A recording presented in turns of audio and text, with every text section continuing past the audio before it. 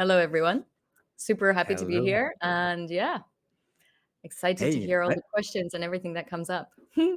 absolutely, absolutely. And I'm excited about your talk because you will share with us this idea that we can use service design beyond projects, which is a thing that is very dear to me. I often explain to people that there are three levels of service design. The first one is mindset, understanding it but not using it.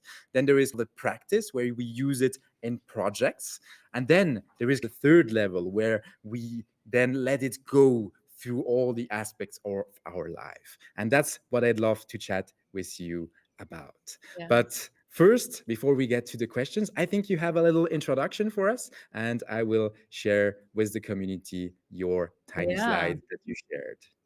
Yeah. So I know Daniele appreciates simple presentations, and I'm also very similar to that. So I honestly just have this one slide. So I've realized when Daniele actually asked me to speak today that I am a service designer. I'm a recovering service designer. But I haven't really used the word, haven't really talked about it in a long time. But everything I do, all the products I have, I went into coaching and I've been an entrepreneur for quite some time. Everything is actually based on service design principles. And it took me quite a long time to connect it, if that makes sense. So I'm sure everyone's seen the double diamond or whatever version of the diamond there is these days. But yeah, so basically this is very much the core of everything I do. All the products I have, the way I live my life as well. I'm a location independent entrepreneur, so not a lot of stability in life. And I very much live through experiments. Everything to me in life is about experimenting. So it's about understanding yourself, understanding your clients, understanding life, understanding languages. I see a lot of people from countries where I've lived. I lived in Colombia for a year, in Brazil for quite a long time. So it's about like understanding yourself, understanding the context. And then I guess this is the service design part, and especially when you go into coaching space and kind of more professional development growth areas, people are very used to understanding. So we all know surveys, we have questions, we have questionnaires, we a lot of us go to therapy. Like there's a lot of stuff that comes to understanding. We all have an endless probably list of saved links, and I call it the graveyard of tabs that we never go back to. So there's this will for people to really understand themselves, understand everything better. However, the thing that's missing, or that I noticed at some point is missing, is we do a lot of work on understanding ourselves or the world or what we're doing, but we don't actually do anything or much of anything with that. So the kind of action part is missing most of the time. And that's when I really started. I started doing this with my coaching clients. So I just brought the service design mindset, which is creating experiments. And this was years ago. So I started bringing experiments into the mix. So everything that we worked with in the sessions, I would translate into experiments. And yeah, it just then I realized that it really works for anything. Whether it's like career change, whether it's having a multidisciplinary team, or you want to go location independent, whatever it is, it really is always the same. It's the same diamond. You need to understand and then you experiment. Because you can't actually understand much unless you try it out. So that's pretty much it. That was my one slide. Thank you, Daniele. But yeah, understand and experiment. That's pretty much it. And then you, as you all know, it goes around. You experiment, you learn more, you understand better, you create a new experiment, da, da, da, and it keeps going.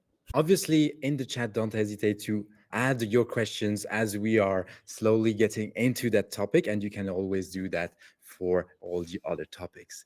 And I'm curious, in your own life, what is an example of such an experiment where you say, before I had a struggle with a topic, and now that I use kind of this approach with prototyping, testing, and Mhm. then doing these loops, now it's at the state where I arrive to solution that I find more interesting. Could you share maybe an Yeah. example? Everything. That's a very good question. I'm in Finland now. I haven't been here since 2018. I'm from Finland. I've been trying to avoid coming back. But yeah, so I decided to come here. It was an experiment. I don't know how long I'll stay. I have an idea, but the understanding was okay, I'll go back. I'll I'll see my family, I'll see my friends, etc., and I'll see how it goes, right? I would say that everything in my life is an experiment. I don't really do I do a lot of planning, but it's always open ended, if that makes sense. So you do it for a time and you just build in a system of checking in with yourself and checking in with other things. Like the reflection process is really important because I think there's two kinds of people. There are people who spend a lot of time trying to understand, and then there are a lot of people who just do stuff and don't necessarily spend a lot of time understanding it. So it's like doing both, but not at the same time. So there's a time to really go deep and analyze and reflect. And then there's a time to just go and do it and see what happens. And the thing that I would say that the greatest value of this approach is that instead of trying to do everything middle way all the time, you have the space to really reflect, really ground, really integrate what you learn, but you also have the time to just go and do stuff. Like you don't need to make sure that everything's always over planned or planned to death before you start doing it. But yeah, it's really hard to answer that question because I approach everything through experiments. So yeah, that's just the latest one.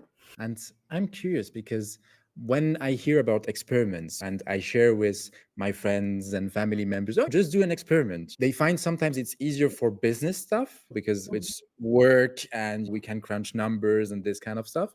And if we fail at work, it's okay because we're paid to do. But how do you pitch the value of experimenting in your personal life? Because it feels a bit scary to say, oh yeah, Yeah. I'm gonna make an experiment and maybe in the end my wife will just kill me or something else. So how do you frame the how would you reassure Daniele who says, I'd be happy to do a few experiments, but I'm afraid that I might get killed.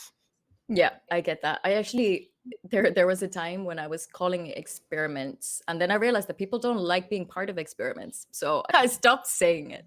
But yeah, that's a really good question. I've done experiments on everything from polyamory to where I live, visas, work, like everything, really. And when I think about my clients who've also done quite big shifts when it comes to careers, they've started doing activities they've never done before. I think exactly what you said. It's actually scarier before you do it than when you actually do it. And the key to creating the experiments, and this is what I always drill down on, is that you always test the smallest part of the question you want to answer. So you don't test the whole thing at once, right? So the experiment doesn't need to be okay. So let's use an example. I'm unhappy at work. The experiment is not quit your job.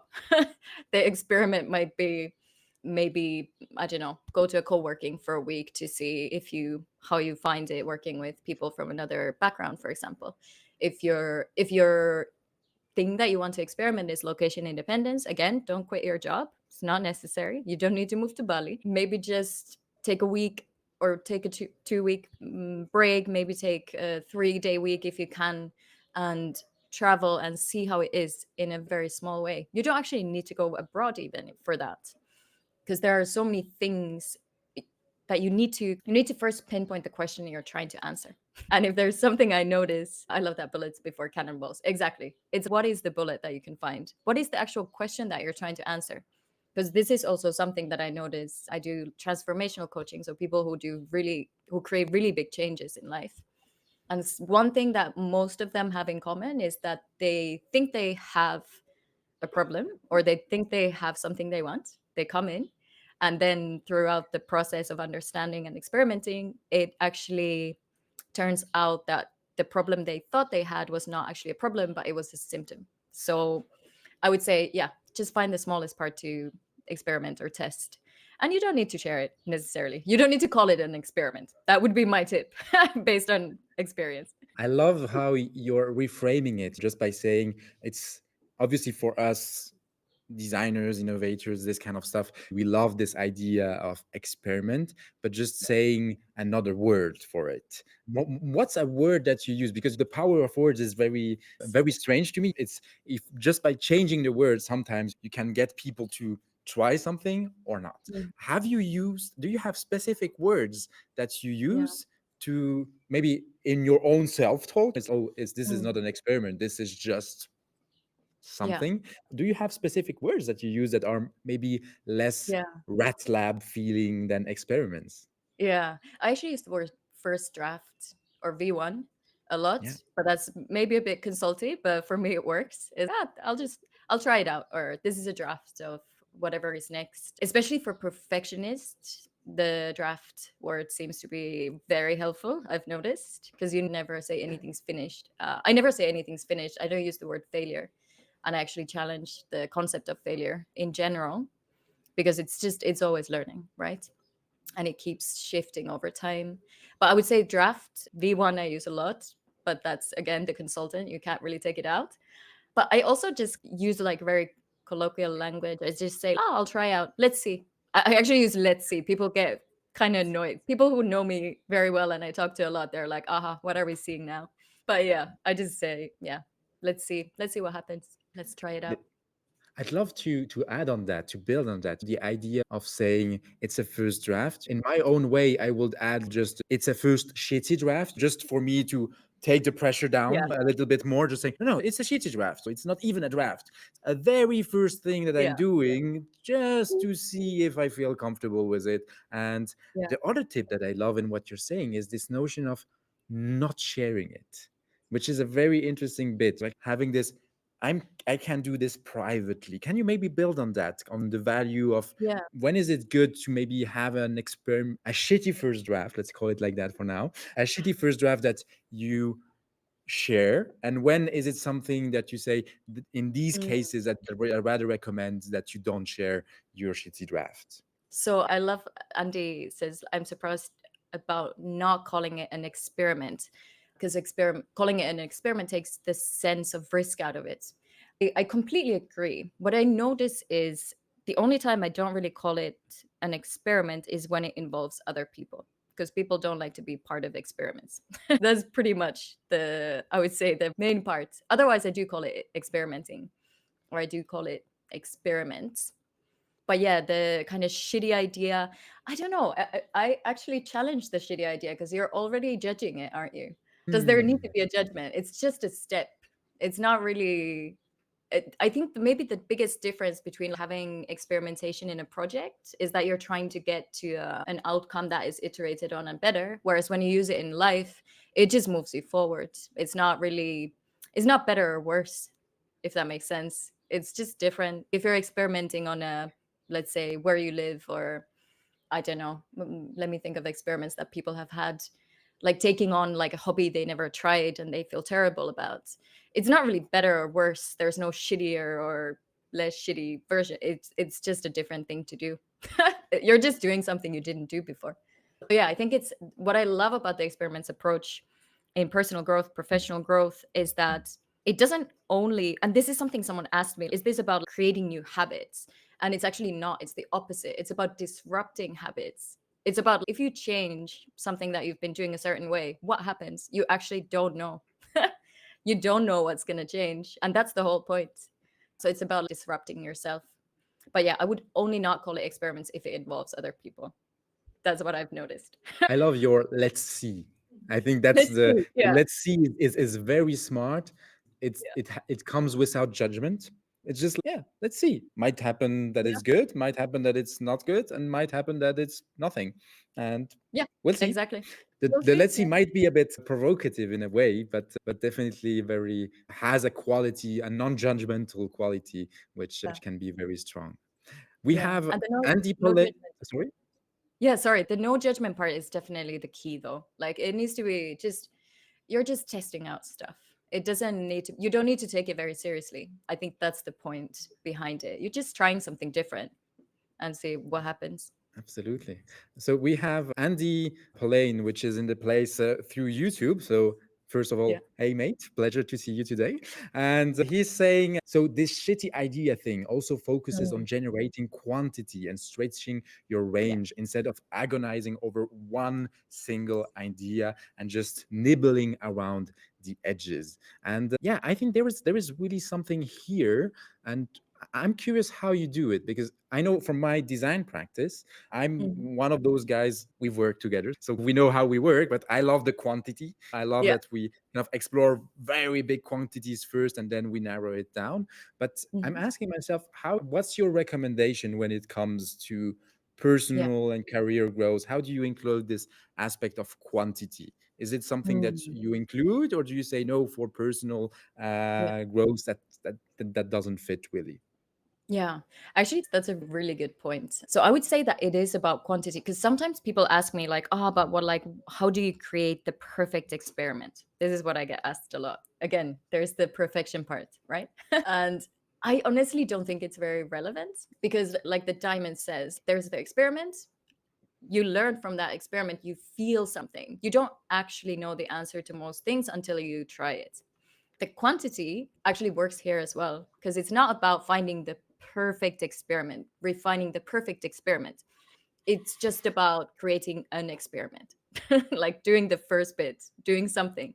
And then you learn. And the next one is going to be, I'm not going to say better, but it's going to be more refined or it's going to be directed at the direction where you want to go. So I would say that it's definitely about quantity and it's about continuously doing it. It's not about creating one perfect experiment round and then you're ready. It's about creating it as a way to just approach life. You just start experimenting. So what you said about mindset, it's really about embedding the understand experiment as a life. So yeah, it's And definitely quantity. so I hear there is this loop thing, there is this quantity notion, Mm, and the perfectionist, which is not so strong in me, but it's hidden somewhere in the belly, is saying, but when does it stop? When does it stop? Is there a moment where I can say, okay, this experiment is now to a stage where it's mature enough and I can implement? Do you have, because mm, on project works, I think it's quite easier because you have clear yeah, KPIs and goals and metrics and this kind of stuff. But yeah. I imagine for deciding if you're going to go remote or not, for example, as a career change, how do you measure? It's not a good word, but how do you know maybe that the Mm, let's see brought you to something where you say, oh, this is interesting? How yeah. do you mix intuition in there? How do you evaluate that kind of stuff? Ah, I love that. That actually, that's something that I've been thinking about a lot because we have tools that are AI based, and then I do personal coaching. In personal coaching, I would say that you just know, you build that intuition of now I actually know the answer to my question. Because intuitively, when you know the answer, and if you don't feel like you know the answer, you probably don't know the answer. So I would say that there is some people use, and I've used this before actually, to set a deadline. Okay, I will make a decision by this date and I will experiment until then. But most often, when you start experimenting, when you start creating experiments, the difference between understanding or learning things is that when you experiment, you experience, so you get this inner knowing of what is right, what feels aligned and what doesn't feel aligned. So you actually lose the need in most cases to measure, like in a kind of artificial way. There just comes a time and there comes a point when you know that you're ready, or it comes to a stage where you're like, I don't actually want this. Like I tried it and it doesn't feel aligned. So you just know.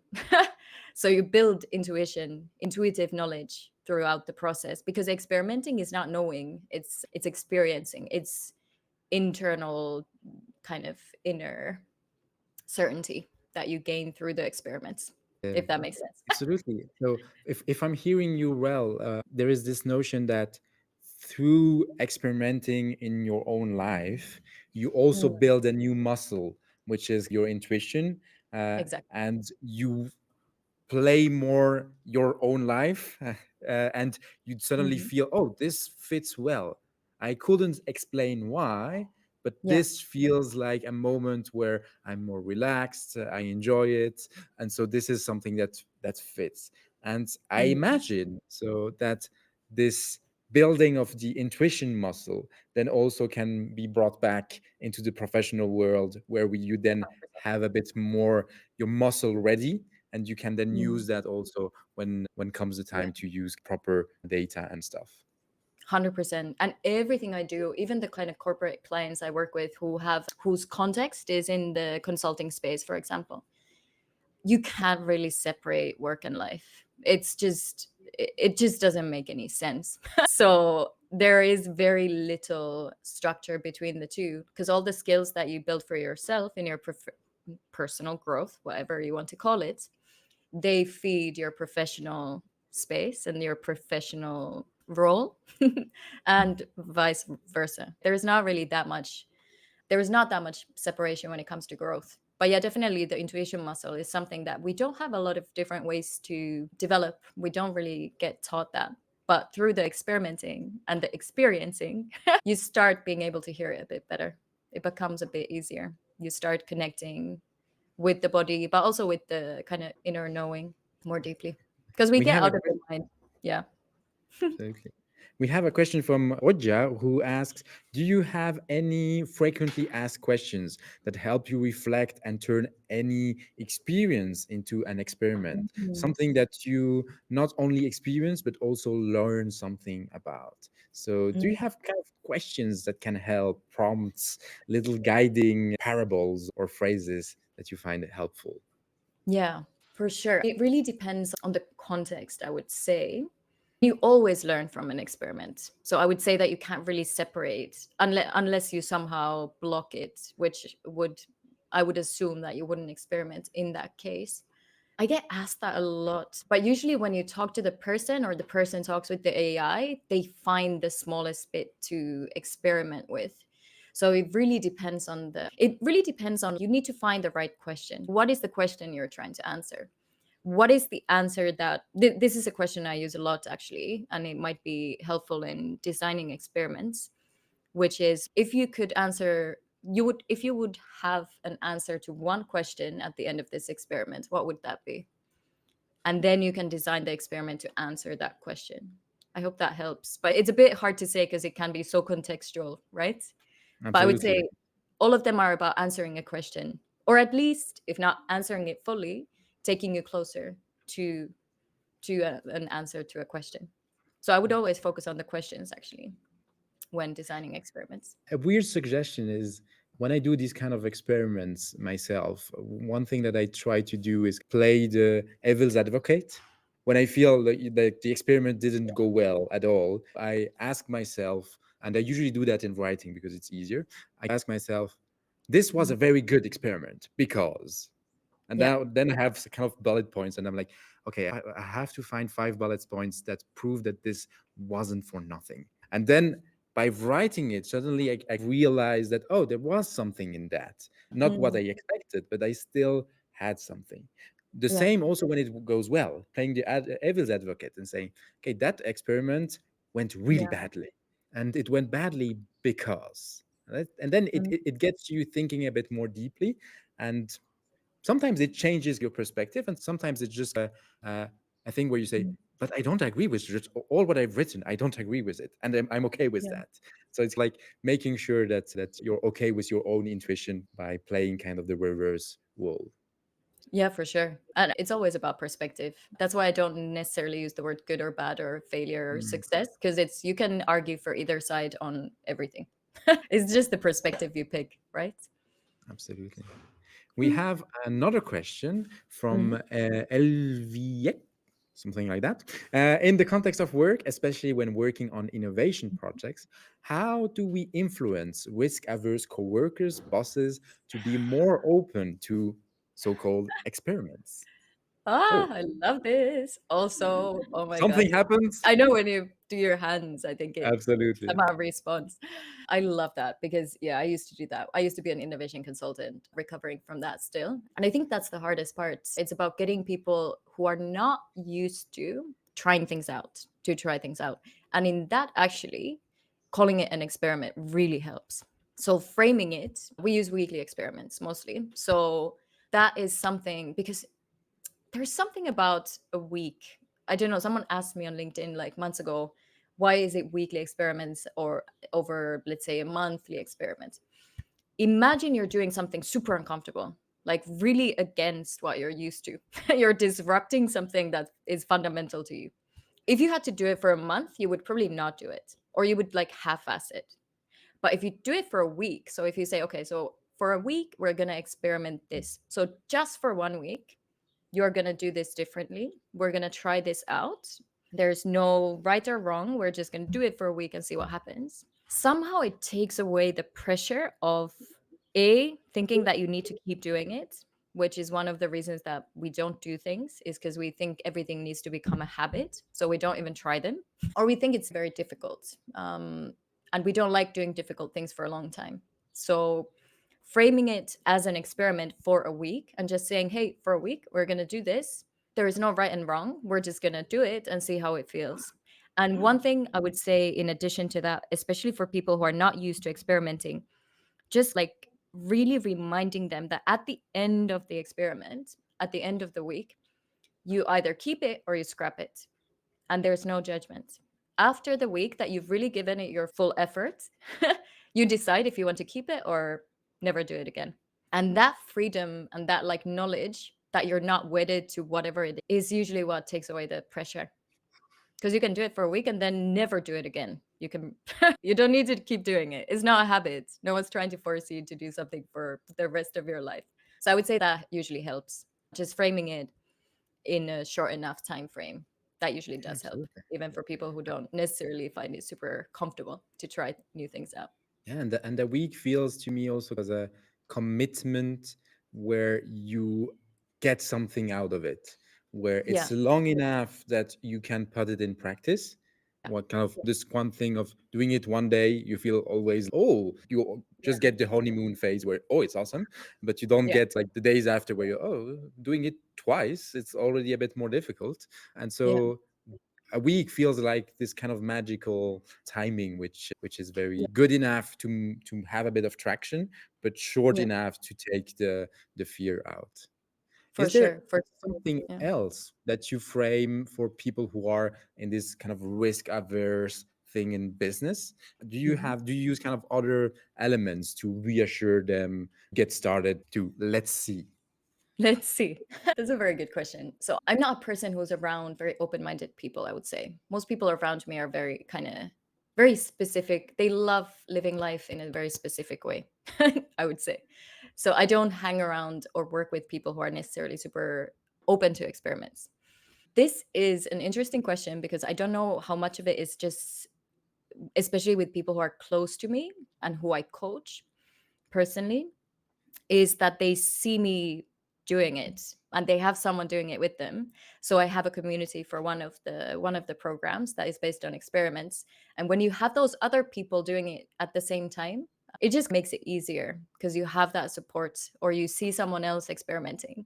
So I would say that the best way to get other people to experiment is to start doing it yourself and showing it instead of trying to convince them. So maybe at work, if you have a situation where you'd like to get more experiments into the mix, maybe just start doing it yourself.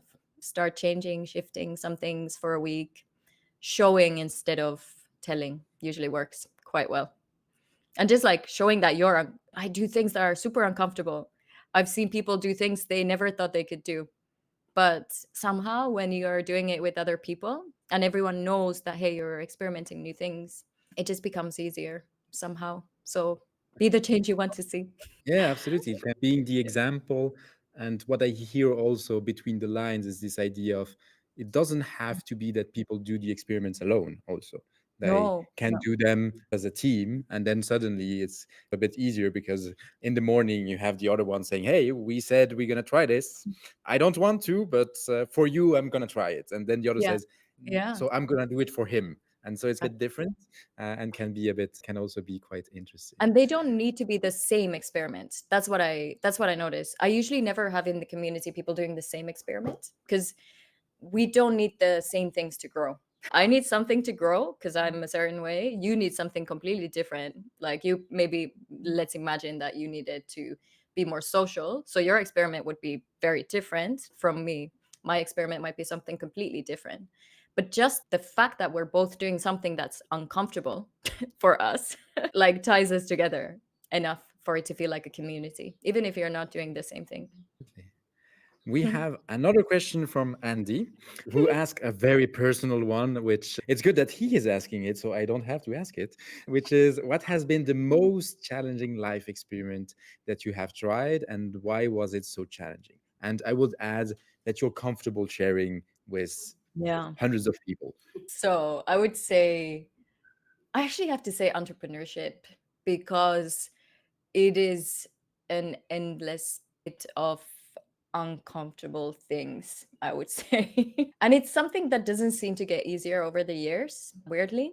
So I would say that the most challenging one is probably being a solopreneur, being a design background, having to do say like, yeah, I really often I just miss being able to do what I'm actually good at instead of just stuff I need to do.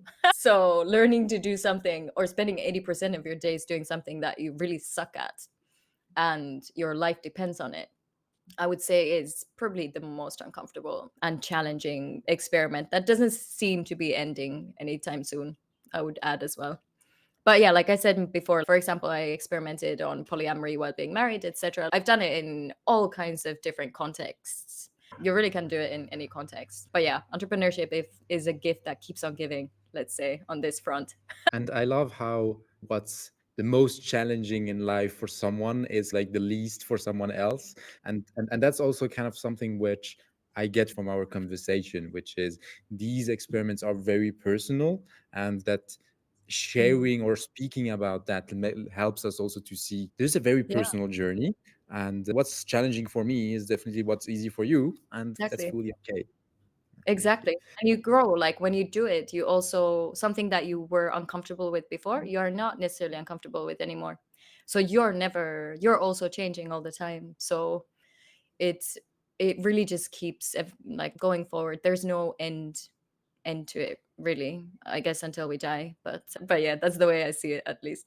I'd like to switch gears just a little bit because you Yeah. have been a consultant who comes back from a surviving consultant, let's call it like that. And maybe you have a few memories of your time as a consultant.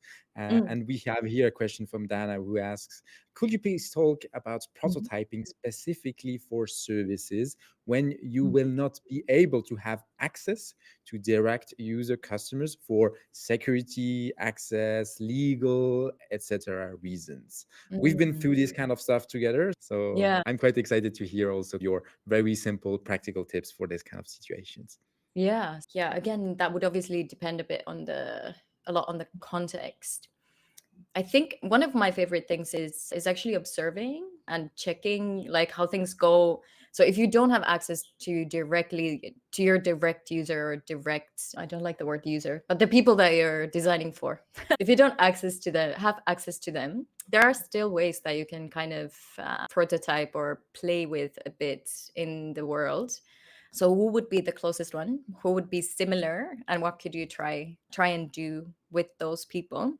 Again, this depends a lot on, let's say, regulations. Obviously, you can't just go and create something in a company, I don't know, in a place that's not yours.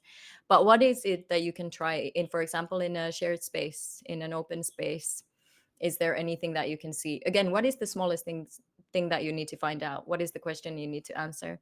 When I was traveling back from Buenos Aires to Mexico, I just did this posted scavenger hunt on the airport in Santiago, just for fun. It was fine. They were taken away, etc. But yeah, I was just trying and seeing how people react. It's small things. You might not get the direct feedback from the exact people, but where are the people who are closest to the person you want to see, and what can you do that is not harmful, obviously. So my post it said "I love you" in different languages, so I don't think anyone got offended. But yeah, you can still do things in open spaces and areas, depending on the project, obviously. Yeah, and maybe one suggestion that I could share with Dana is also that one that nobody says that you can't recruit the users from your competitor. And there are agencies that help you do recruiting agencies where you say a brief 100%. and you tell them, I need people who fit this and this and this. And you don't have a legal contract Yeah. with these people, then you can sign an NDA so that it's all anonymous and everything. So it's still very respectful of Mm. the policies internally, but you Yes. still get to have the insights from because there is no service that exist in a vacuum. There are always competing services which you can learn from. And I think that's obviously something that can work. It takes time, it has a Yeah. cost, but Mm. definitely it can work very, very Yeah. well. And one of my favorites is webinography. So just going on the online space, joining communities and really like engaging. Again, being transparent and not like fooling anyone or being deceitful in any way. But there are a lot of ways that you can access people who are very similar to the people you're. And also, it might be better in some ways because they don't feel like they need to say anything to you. You can actually talk to them from a more kind of equal standpoint. But yeah, definitely recruiting the right kinds of people from competitors is, if you have funding, why not? Lovely.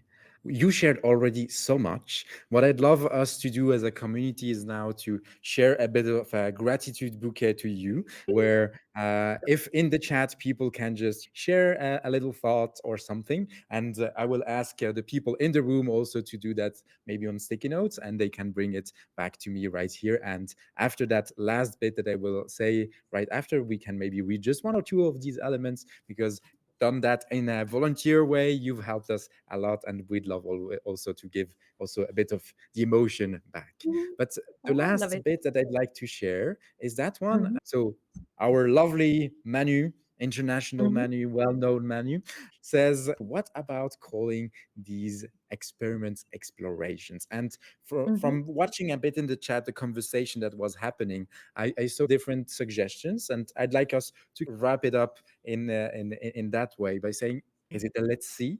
Is it a discovery? Is it an exploration? Is it a draft? Is it a V1, a V0.1, an alpha, a beta? So just saying the words matter. Use the one that feel comfortable to you, to your culture, to where you're coming from. And yeah, let's see.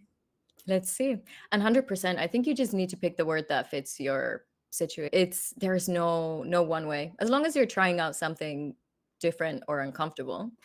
Doesn't need to be uncomfortable, of course, always.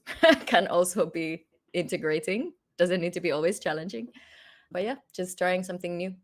Exploration, why not? Experimenting, why not? There are probably as many words as there are Exactly. people. I'm gonna stay on the let's see.